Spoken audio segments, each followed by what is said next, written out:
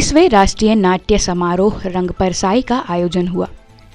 विवेचना रंगमंडल द्वारा 30वें नाट्य समारोह रंग परसाई का आयोजन तरंग ऑडिटोरियम रामपुर में किया गया। विवेचना रंगमंडल द्वारा जबलपुर में पिछले 29 सालों से नाट्य समारोह का आयोजन किया जा रहा है। इस समारोह ने प्रदेश ही नहीं देश स्तर पर भी प्रतिष्ठा अर्जित की है। पिछले 29 सालों में शहर में सैकड़ों नाटक जबलपुर के नाट्य प्रेमियों, कला प्रेमियों ने देखे हैं और ये सभी नाटक एक से बढ़कर एक रहे हैं। हरिशंकर परसाई जैसे बड़े बड़े लेखकों की भूमि संस्कारधानी जबलपुर में आज नाटक के हजारों दर्शक हैं।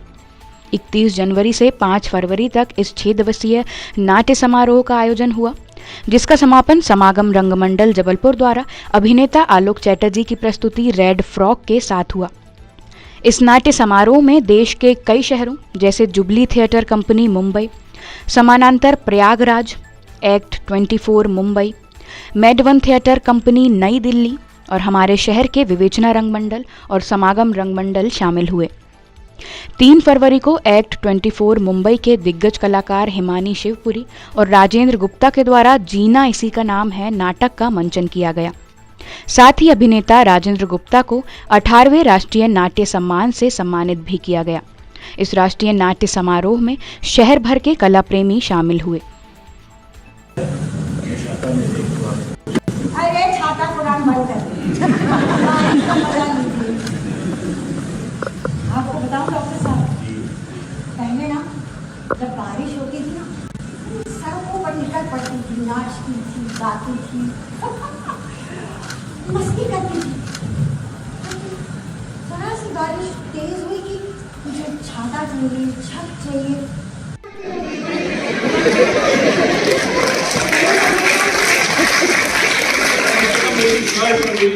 मुझे ज्यादा खुशनसीब है कि मैं आपके जैसी खूबसूरत बटन टांगने वाली हूँ। डॉक्टर साहब, जब आप गुस्से में होती तो आपकी ये छल्लेदार बातें कहाँ से आई? वाह, कुर्बान जाओ, क्या लाजवाब एक्टिंग है। एक ने तो ऐसा भी कहा, रविकांत चटर्जी इज रविकांत चटर्जी, बड़ा हाथी भी सवा लाख का। समझ रहे हो ना जी? पब्लिक अभी भी मुझे किस कदर चाहती है, लेकिन ये कदर ना। विवेचना का जो ये इस बार चूँकि परसाई जी का, हरिशंकर परसाई जी का जन्म शताब्दी वर्ष है, इसलिए इस बार के समारोह का नाम, राष्ट्रीय नाट्य समारोह का नाम रंग परसाई है, जो कि उचित ही है। और इसमें 3 नाटक हो चुके हैं, आज चौथा नाटक था, जिसमें जैसा आपने कहा मुंबई से टीम आई है और जो 2 बहुत ही जाने माने कलाकार हैं, और न केवल रंगमंच में बल्कि साथ साथ वो कि रंगमंच के प्रति उनकी निष्ठा और समर्पण उनकी इस प्रस्तुति में भी साफ नज़र आया।